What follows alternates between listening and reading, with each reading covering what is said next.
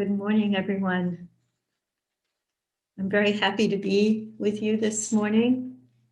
It's been a while since I've spoken with the Sangha and in the actual Hartford Street Zendo.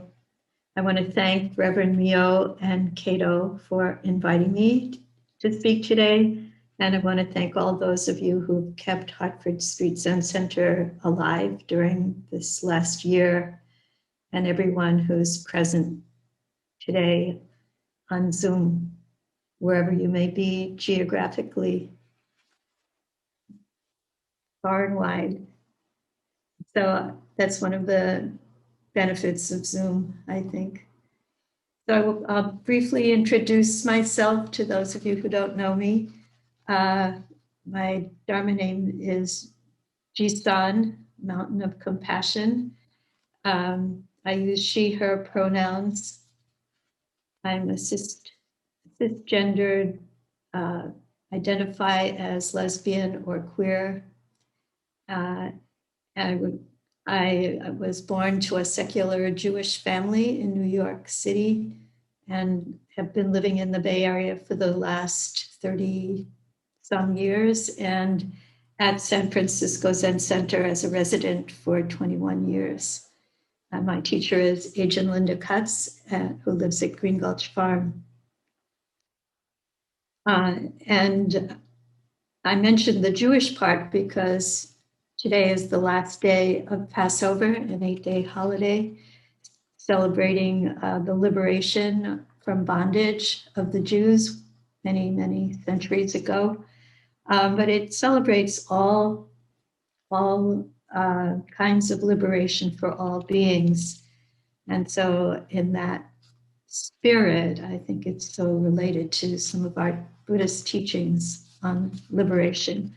And tomorrow is also Easter Sunday. So this is every year, and Buddha's birthday is coming right up.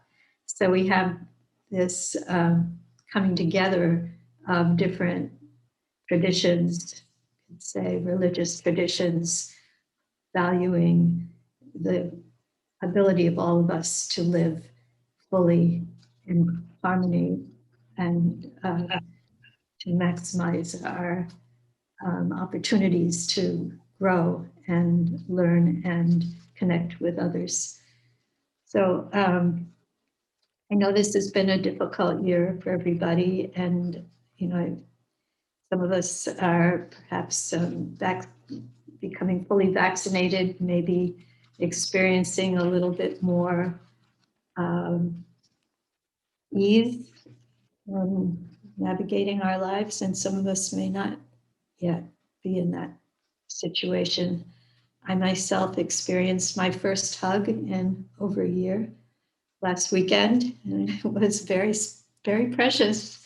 I knew I was missing that sense of connection with people in a tactile way, but I didn't realize how much I was missing it.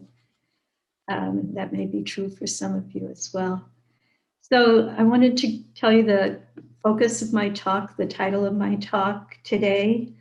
I'm going to talk about taking refuge, making refuge, and being refuge, and drawing on, I think these topics are all related, and I'll be drawing on 3 sources. Taking refuge, I'll be referring to Shohaku Okamura's book, Living by Vow. And in Making Refuge, I'll be referring to a book by Larry Yang, Awakening Together, the Spiritual Practice of Inclusivity and Community. And Being the Refuge is the title of a new book by Shenxing Han, who I'll tell more about later. She's someone who recently graduated from the Institute of Buddhist Studies in Berkeley as a Buddhist chaplain. She lives in the Bay Area. So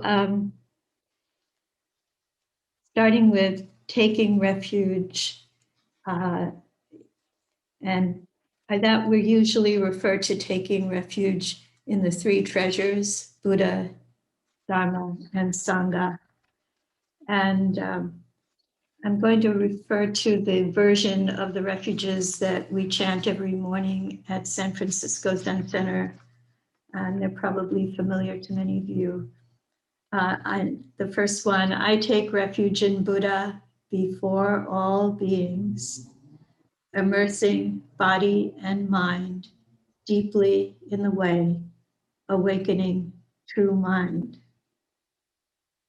And we awaken true mind in Zazen, being present for ourselves and being present with all beings, their joys and sufferings, with our bodies and minds open.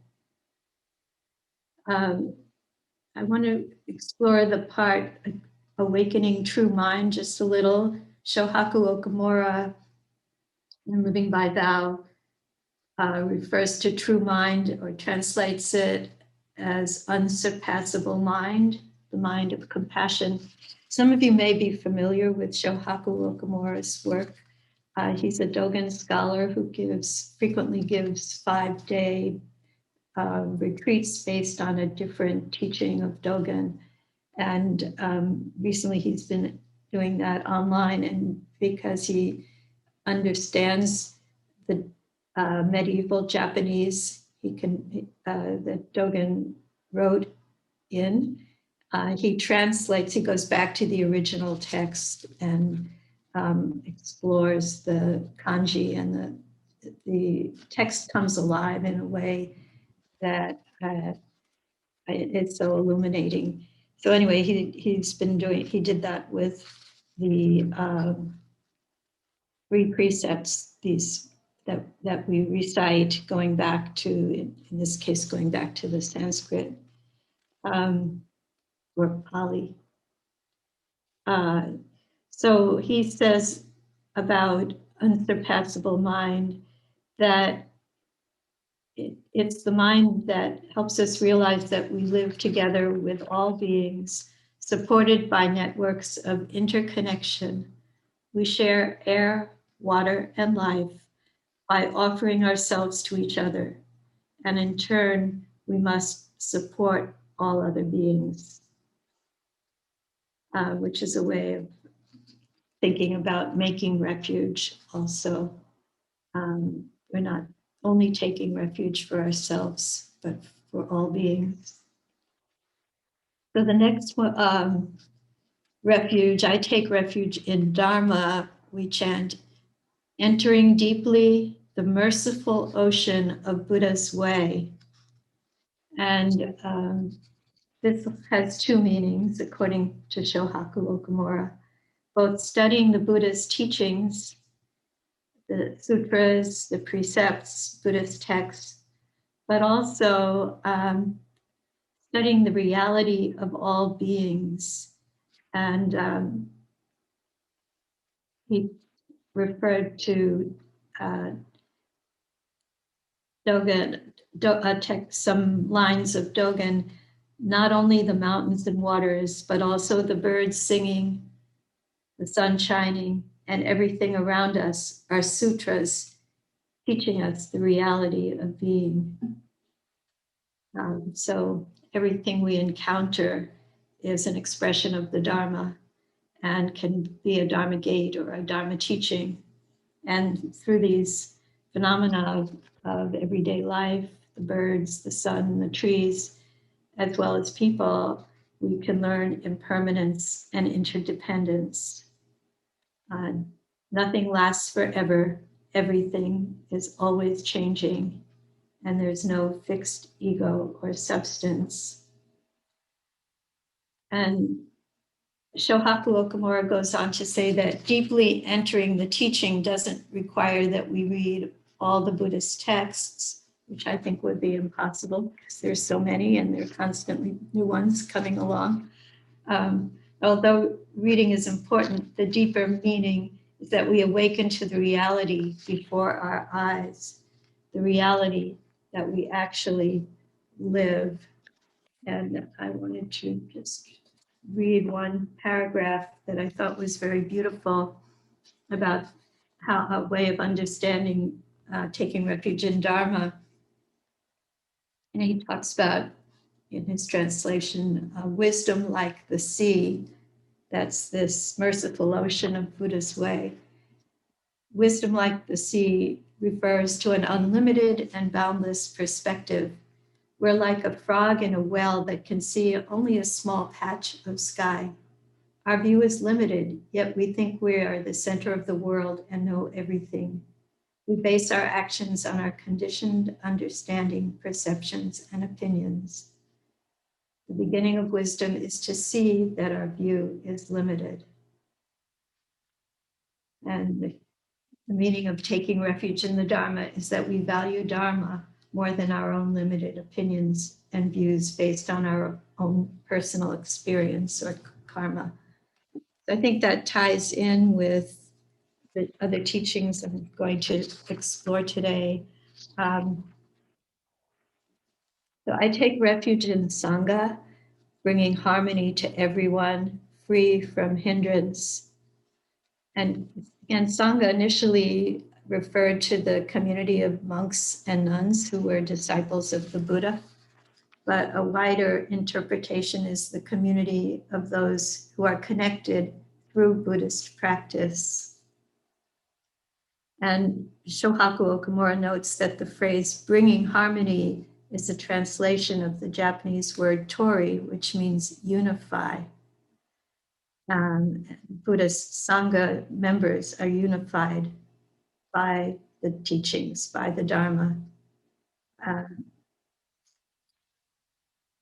But he shares an image that I found a little difficult to accept, so I wanted to share that with you. To have, he uses the image of having community instead of a collection of individuals. To have harmony, we need something that unifies, and the image is about soup. To make soup, we chop the ingredients and put them in a pot, add seasoning, and cook it until the individual flavors make one taste. Similarly, we need to cook ourselves and make these individuals into one community with one taste, the taste of Dharma. Harmony unifies a collection of individuals into a community. But I think, and especially for those of us thinking about taking refuge, for those of us who are LGBTQIA or BIPOC, people of color, or from other, what we might call underrepresented groups in many sanghas. This may be troubling. I would think, this soup of one taste may be a beautiful concept in the abstract, but can we have a soup in which all the ingredients can still be recognized and complement each other to appreciate all the flavors, the onions, carrots, potatoes, salt, pepper, and other seasonings? So Larry Yang, in his book, Awakening Together, The Spiritual Practice of Inclusivity and Community, speaks from his perspective as a gay, cisgendered male of Chinese descent. Some of you may have heard Larry Yang speak. He is a core teacher at Spirit Rock and co-founder of the East Bay Meditation Center.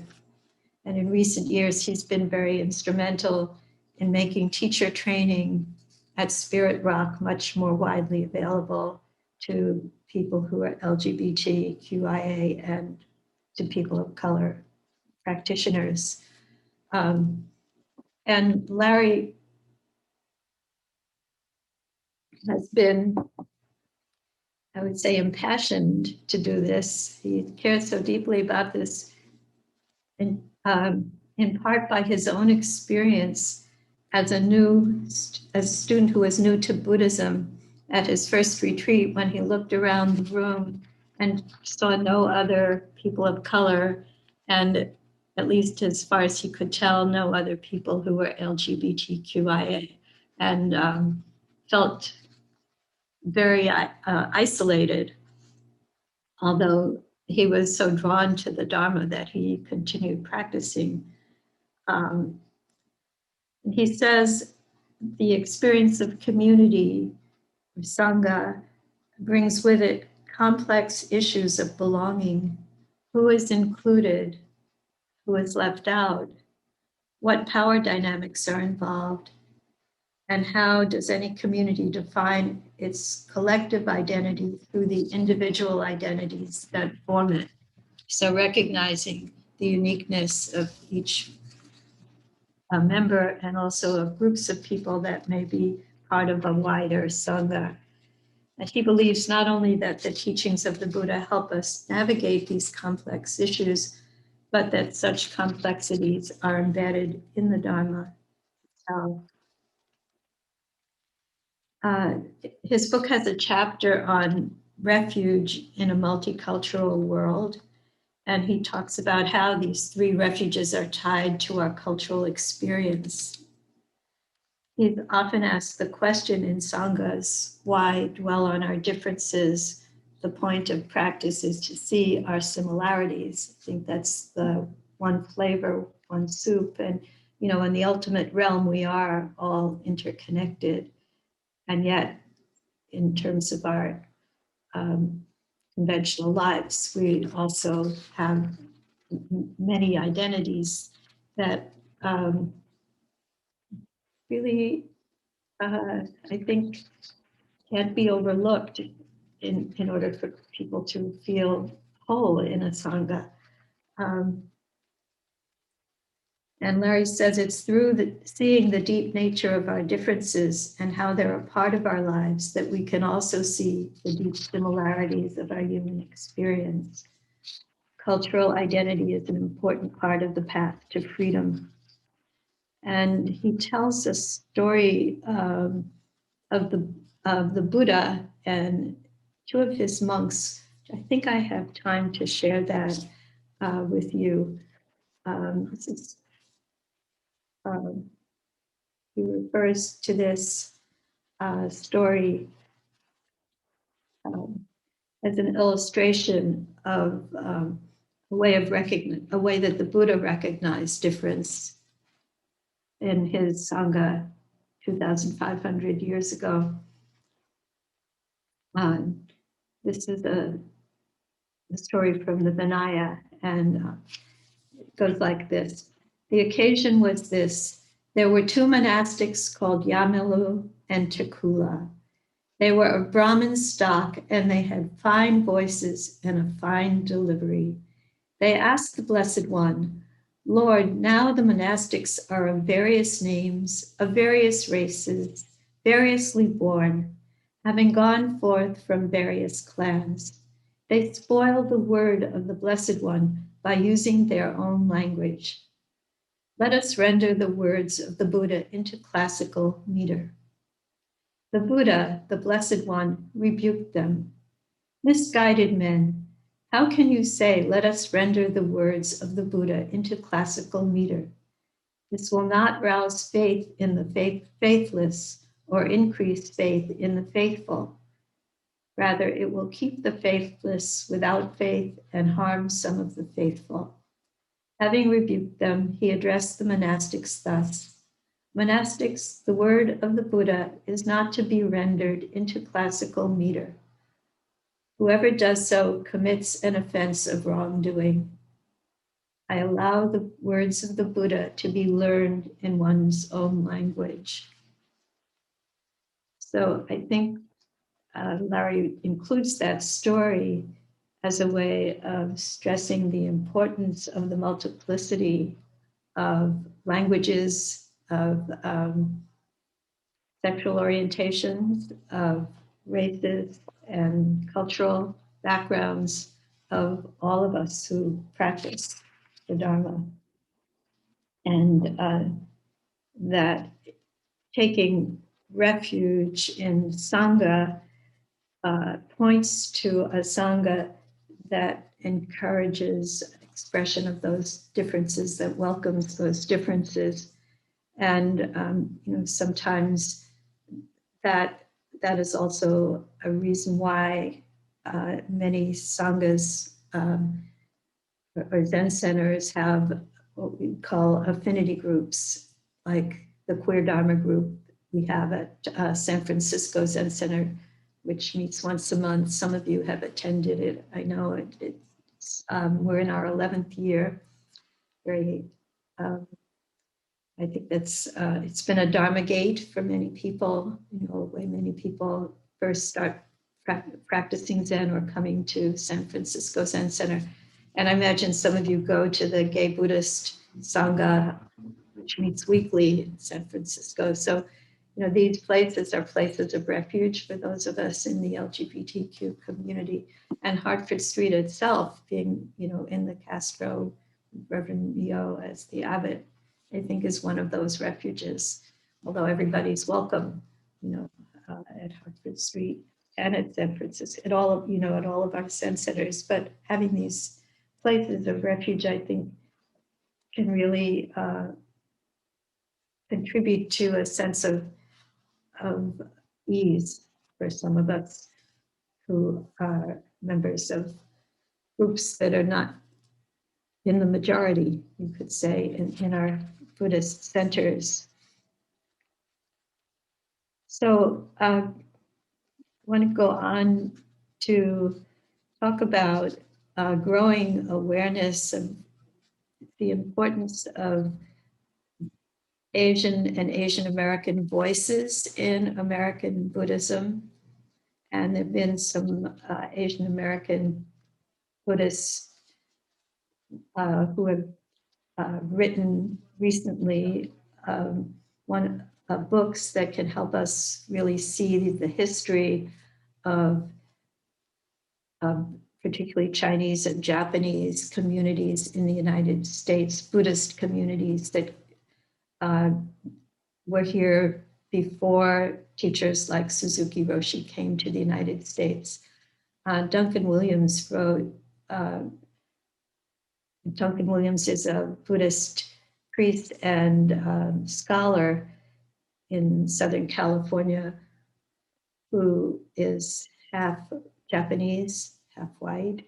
And he did a lot of research on the role of Buddhism in the internment camps in the early 1940s, where there were many Buddhist priests who were interned along with Buddhist practitioners and were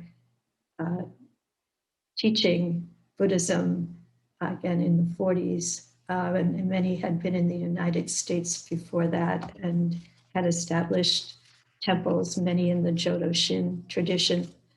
So in that vein, there's a new book by Shen Ching Han, and she's, I would say, well, part of a newer generation of Buddhist practitioners who are of Asian descent, and they tend not to be so visible. She's written a few articles recently in Tricycle and Buddha Dharma, and one thing that surprised me that she states is that more than 2/3 of US Buddhists are Asian American, but we wouldn't get that from the mainstream representations of contemporary Buddhism, which may not include some of the Buddhist groups that are primarily like Thai Buddhist, Vietnamese Buddhist, Cambodian Buddhist groups, some of the Chinese and Japanese temples that primarily are visited or supported by people from those cultures. But in our Zen centers and other many other Buddhist centers in the US and I think in Europe as well, Canada. Certainly, I didn't say that one of my roles at San Francisco Zen Center is that I'm the liaison for about 75 Zen centers and Sanghas in the US and in other countries. There's one in Berlin and one in Rome, several in the UK, in the Suzuki Roshi tradition. So I have had this wonderful opportunity to talk with teachers at different centers, and many centers are aware of being predominantly white, racialized, and with white teachers, and are concerned about how that keeps perpetuating itself and what it might take for that to change. So Chen Qing's book is very interesting because she draws upon interviews with 89 young adults who are from different Buddhist traditions and different ethnic backgrounds. And the title of her book, Be the Refuge, comes from her friend Aaron Lee. Aaron Lee, under a pseudonym, had a blog for many years called Angry Asian Buddhist. I don't know if any of you followed that. It was very widely read, but he died a few years ago.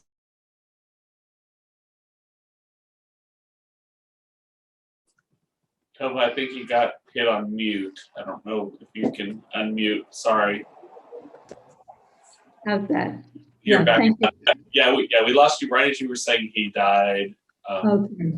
Okay. He died very recently in his 30s from leukemia. And Shen Qing Han got to talk with him before he died and at length. And actually, they became friends over the last couple of years of Aaron's life. And I just wanted to quote some of his words. He writes or wrote, and he was in the hospital when he wrote this. One night, restless from a large dose of prednisone, I picked up my notebook and scribbled down the thoughts running around in my mind. What was I trying to achieve, if not ultimate liberation? Why was it important for me to delve into Buddhist practice? What would make it all worthwhile? And then I scribbled out one last line, closed my notebook, and went to sleep. And the line was, be the refuge you want to see in the world. And then he goes on to say, I feel that the challenge is for us to create refuges of our own communities, to create spaces where people can find true comfort and well-being. Is our meditation center a place where newcomers can feel safe and secure? Do we feel supported by our communities? Are our spaces attentive to the needs of those of us marginalized by society? And he talked about how he was trying in his hospital room to be a refuge by saying thank you to the nurses and aides, asking them how their days are going and have gone, just appreciating the people who were caring for him. And in that way, being a refuge, being someone who had something to offer as well as someone who needed a lot of help at that time in her life. And so when I think about that phrase, be the refuge, I think of how each of us in our practice can be aware of others who are suffering, listen to those who are in pain. And recently, a student at San Francisco Zen Center, we have a work circle every day. The student is Japanese, and he spoke about his pain around the growing violence towards Asian Americans in the U.S. and a Buddhist temple in LA was set on fire, and older Asian Americans have died by being pushed to the ground. And there have been so many reports of anti-Asian hatred. And what was our response going to be at San Francisco Zen Center?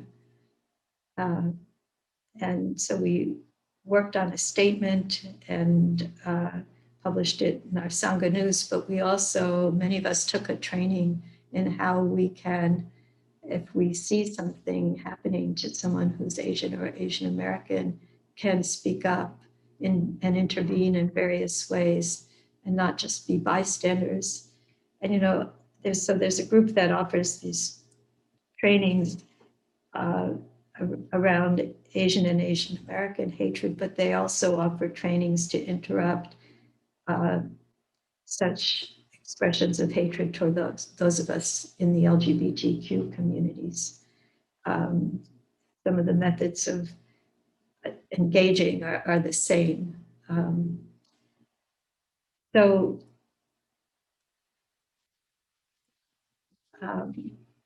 One of the things that I realized was that it can be a very simple thing that we can do, which is just talking to the people we know who are Asian American or of Asian descent and asking them how they're doing, how this year has been for them with the increase in expressions of hatred towards Asian Americans. And as I've done that with some of my friends, and 2 members of my family are Chinese American, they've just been so grateful to be able to talk about it and to talk about for some of my friends how they really try not to go out very much because they're afraid. How one student I meet with talked about her aging parents and how worried she is about them. She can't protect them. She doesn't live with them.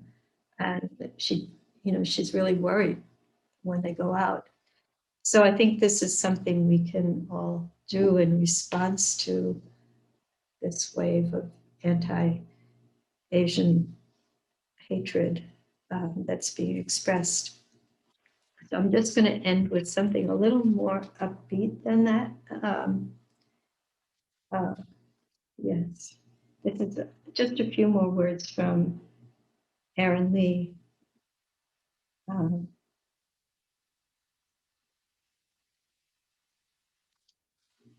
While we still need to articulate our principles, relay our stories, protest injustice, and cast our votes, we are most compelling when we are the very refuges we wish to see in this world, when we can exist calmly in moments of suffering and confusion. Others notice and are drawn to us. When our communities provide true and considered support, others notice and will attempt to recreate the same benefits for their own communities. So thank you so much for listening. And is there time for some discussion? Yes, Cato? definitely. Reverend, okay. So if any of you would like to make a comment or ask a question, please raise your hand. I think I can see everybody except for the people who are not sharing their video. Maybe I will. So you could also raise your participant hand.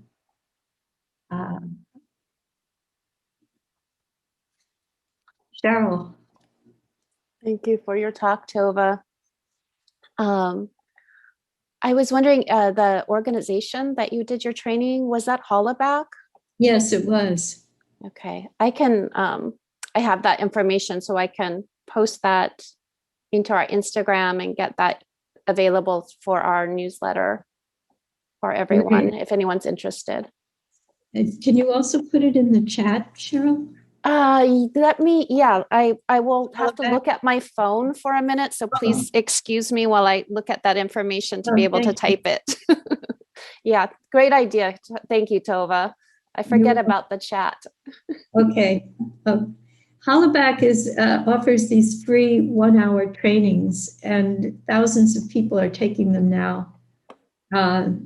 And many of us from San Francisco Zen Center took them first. They have different levels of training, took the first 1-hour training. And it was amazing to me how much I learned in 1 hour, and how I came away with thinking, yes, I can do something if I see such an incident happening. I can speak up, I can get help, I can talk with the person who's being harmed.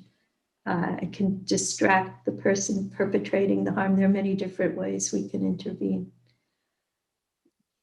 Any other questions or comments?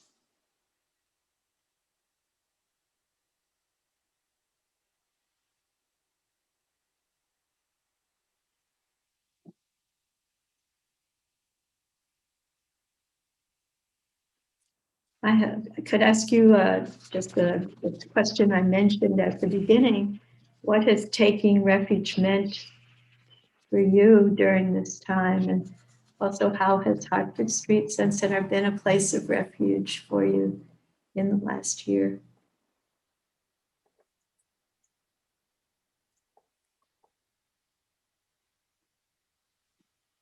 Cheryl put it in chat. Thank you, Cheryl. It's nice to see you again. Yeah. Always lovely to see you. Yeah. John has their hand up. Well, thanks so much for your talk. It's nice to be able to take refuge with Hartford Street while being in Toronto. It's one of the, I guess it's silver lining, so to speak. From your talk, I was thinking about something Blanche, she shared. She said she was at Tassajara and her best friend was leaving to go back up to the city. It wasn't going to do the next practice period. And she, I don't know who she was talking about it with, but they said, oh, maybe you need to be somebody else's best friend now.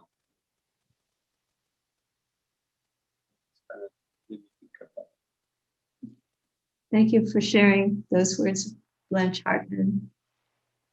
Those of you who don't know, Blanche Hartman was the first woman abbess at San Francisco Zen Center and was our sewing teacher and inspired many people.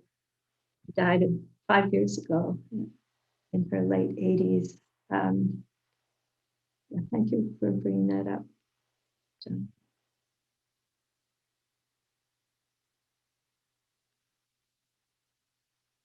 David, see your hand waving.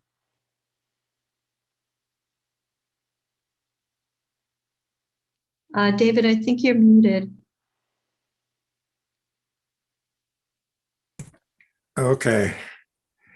I was wondering what you thought about why there's not so much commingling or whatever of different racial and ethnic groups within the world of Buddhism. And is there anything that can be done about that, or does anything need to be done about that? You mean between different Buddhist temples and? Well, it's like you said. There's basically the Asian folks seem to have their own sanghas without members of other racial groups so much. Zen, Soto in particular, I guess, as I know it, has a very few people of color in their, in the larger sangha, And someone told me that over in the East Bay, there is a group of Buddhists who are people of color. And I've always wondered, why is there something about Zen that is like not appealing to people of color? Or I don't quite understand it, and I would like to, and Thank you for that question. I think, for one thing, in terms of the intermingling, there are cities in which there are interconnected pan-Buddhist groups that will celebrate various holidays like Vesak, Buddha's birthday, together, and together work on, I think, together, and maybe with people from other faith traditions as well, a lot of interfaith work, work on some issues in their communities or cities. There's not, I mean, we don't visit each other very much, and I include myself in that. Not so recently, when Duncan Williams gave a talk in Japantown at the Buddhist church there, which Buddhist church is sometimes what Jodo Shin Buddhists call their temples. It was mostly Japanese and Japanese American community in that church. One of the ministers is white, but most of them are of Japanese origin. And it's a beautiful place, and they do some chanting similar to what we do. And I really enjoyed being there, but I haven't gone back. So I think there's some, for one thing, it's more comfortable to stay at where I am in San Francisco Zen Center. But I think in terms of why so many Zen centers across the country, and I think it's not just in the US, are primarily white, is that, since the time of Suzuki Roshi, there were some students of color, but most of the students then were white, and they are now our teachers. And it takes a lot of, what is it?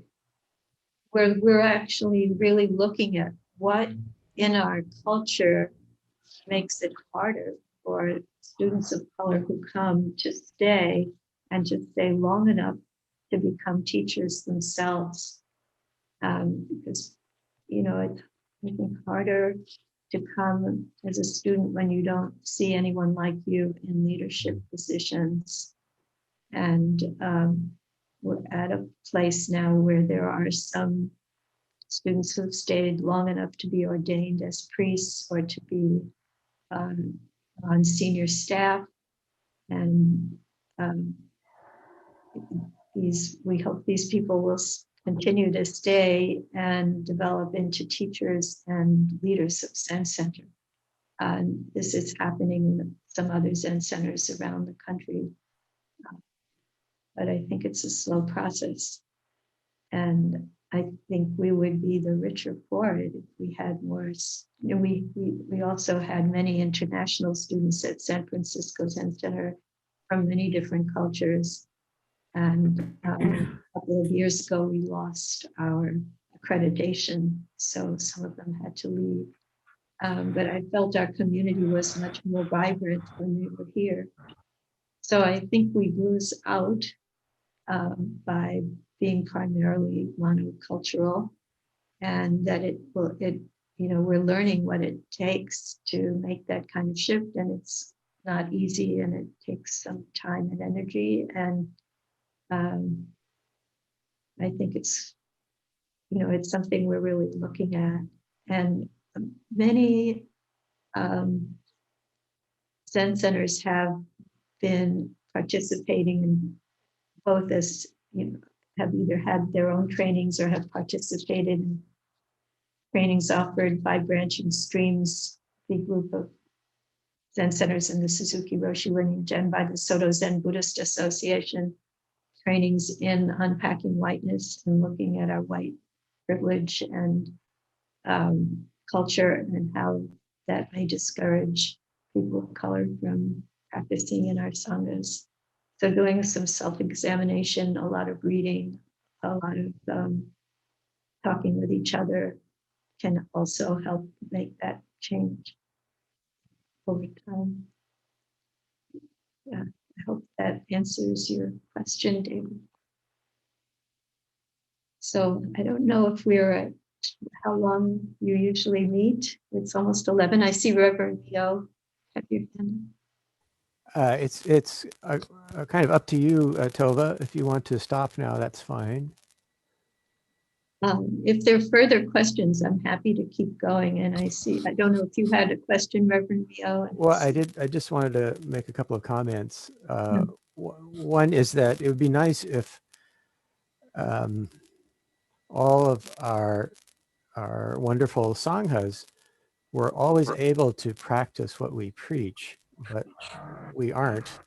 And I'm remembering this was a few years ago, a rather painful circumstance. I was at UC Berkeley with my Dharma brother, Taigen Leighton. We had a little table at one of these sort of Buddhist get-togethers where people could come and hear about various organizations and pick up literature and so forth. And we were both standing there, and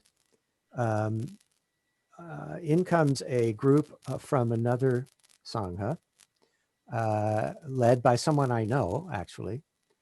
And they made a beeline for another group whom they regard as kind of their equal in Vinaya observance, and they completely ignored us. And I thought, that is so strange for us to behave that way, especially like we know each other, but we're not Vinaya, so we're not safe or something. And this kind of thing does happen, I'm sorry to say. On the other hand, back in the day when I first came to San Francisco Zen Center, the atmosphere, I think, could be called rather coldly heterosexual. And at the time, for many of us, to identify Jisan Dorsey as an actual refuge for us LGBT people was a tremendous gift. It's not so true nowadays. Seems like, LGBT people can feel a lot more at ease coming to Dharma places. But back then it was a really big deal. And many of us I know remember Jisan as a refuge and Harpert Street as a refuge. So that's all. Thank you. Thank you for sharing both of those experiences, how painful the first one was, being seen maybe as other, really, by people you knew. And then the second one, I think Jisan was an incredible refuge for people in his time because he was so open about being who he was, fully open. I'm sorry I never met him. And I appreciate your participation in Zen Center for so long, Reverend Leo. And I know also being a refuge for other newer practitioners who are LGBTQIA. So thank you for that. Yeah. And for Hartford Street, which has also been a refuge. I saw Janos how do you pronounce your name? Is it Janos? Or? Yes, Tova, it's Janos. Yes, thank you. Thank you for your talk. I'm sorry I came in late. Was having technical difficulties during, this COVID. Isn't that unfortunately so much of our connections right now are through Wi-Fi rather than in person, which is a frustration of mine. I long for seeing each other and being present with each other again. But thank you so much for your talk. And I wonder if you could comment sort of on the sort of cross-cultural pollination process. And when you were talking about, the going to different sanghas and communities, I noticed, especially when I was much younger and searching sort of for, my spiritual center, what spoke to me, I noticed that different communities had a different mode of expression. And so it seems that that mode of expression, it also sort of tends to not exclude, but draw, a certain part of our brain, people who are more focused with one mode of expression versus another. So when I was much younger, I went to a Black church, a Black Catholic church. It was just so enthralling to hear the gospel music and the emotion, and it was very emoting, and people were dancing and holding hands, and I just came away so uplifted, but it was very emotional, and it excited those sort of emotional centers of myself. At other times, there were prayer groups that were very reflective and very quiet. And so that drew sort of this reflection. And I found that that is something that I really like about meditation and the Zen tradition. I like also sort of grew up Catholic, so there's these different rituals that resonated with the Zen style. But so, I could see where, if you're, especially the Black church has a long history of singing, and so you come into this very, initially when I was first introduced to Zen, I said, oh my God, it's so, just quiet and focused and in line there at the Zen Center. I better not get out of step. And so there's something about that sort of different culture that may be a little off-putting. And I'm wondering how, we can be more inviting and cross-pollinate. Because I know, like, I really enjoyed, when I came to San Francisco, Hare Krishna movement was much stronger than it is now. And I really enjoyed celebrating with them and chanting. And so I've enjoyed those celebrations when we've had across the way from the Zen Center on the Buddha's birthday and things.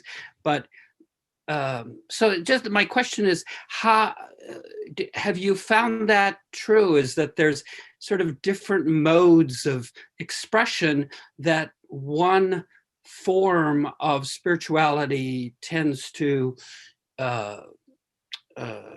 have a focus on, and it may, unfortunately, we may be excluding other, just by focusing on one tradition, excluding another mode? I think there's a lot to that question. And, I think it's wonderful that you have experienced different traditions, and, and that can be very valuable.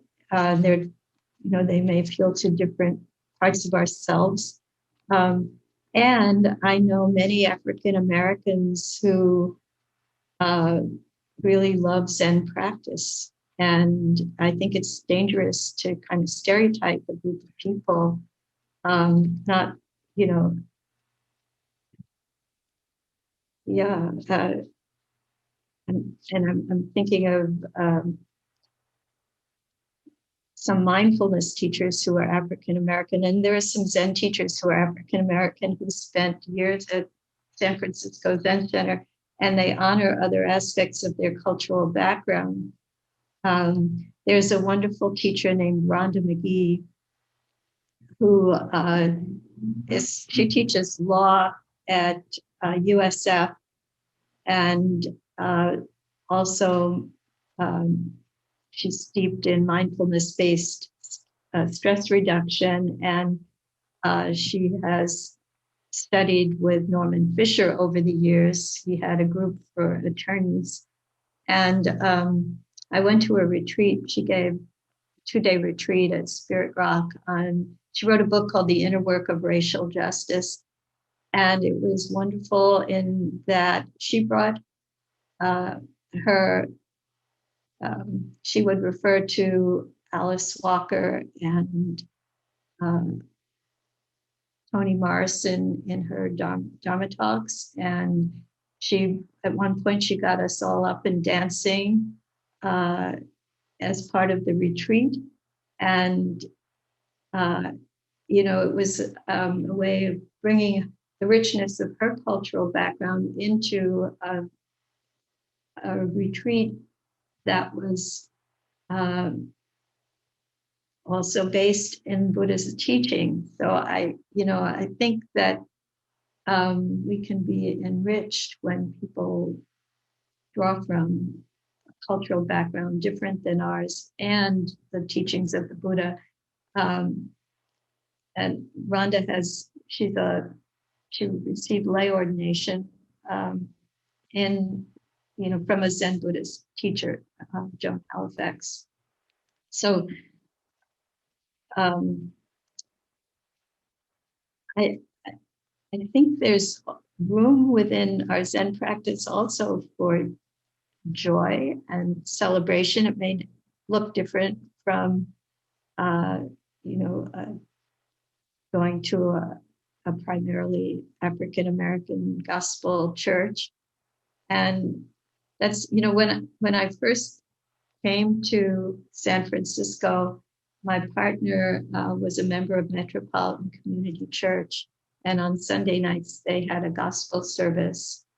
And she would often, at that time, I joined Congregation Charles Zahava Synagogue that was founded by LGBT Jews. So we would go to synagogue Friday night. I would go to Green Gulch or Berkeley Zen Center on Saturday or Sunday morning. And Sunday night, we would go to Metropolitan Community Church. And, I loved the music and enjoy these different expressions of basically of connection and spirituality.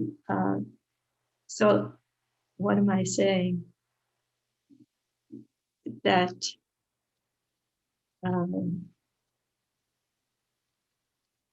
and I will say I sometimes I love to sing, so I enjoy going to my synagogue. It's still my synagogue. I don't go there as often as I used to, but I go partly to sing, which we don't do too much of at Zen Center, although, I really miss the service and being able to chant together in one space. So I think there are ways in which, some people of all cultures are really drawn to the forms of Zen, find them very meaningful and beautiful. And often they're people who started out in a different religion. And that definitely includes African American people, not just Asian American, and some Latinx people also. So I think that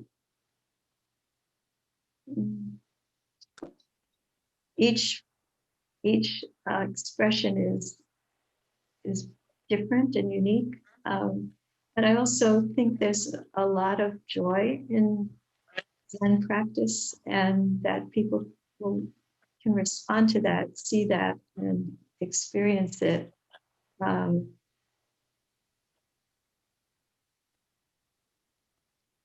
not sure I fully met your question, Janos. Well, I think you did, in terms of, wasn't so much of, I know I was highlighting different aspects or different sort of maybe poles of, so not to stereotype, because of course there's a lot of self-reflection in all different disciplines and churches as well. But this idea of an invitation for cross-pollination. And I liked the example you gave during that retreat where someone brought up and invited folks to dance, and how we can do that more to be more vulnerable and to express perhaps different desires in our own traditions, to express different modes of our spiritual expression, you know, whether that some is made chanting and singing and dancing, and that, you know, all of that is can be helpful for our furthering our spiritual growth. Thank you. Okay. Tova, I want to thank you very much for your talk and for joining us, and I hope you'll come again. Thank you, Reverend Mio. I would love to come again.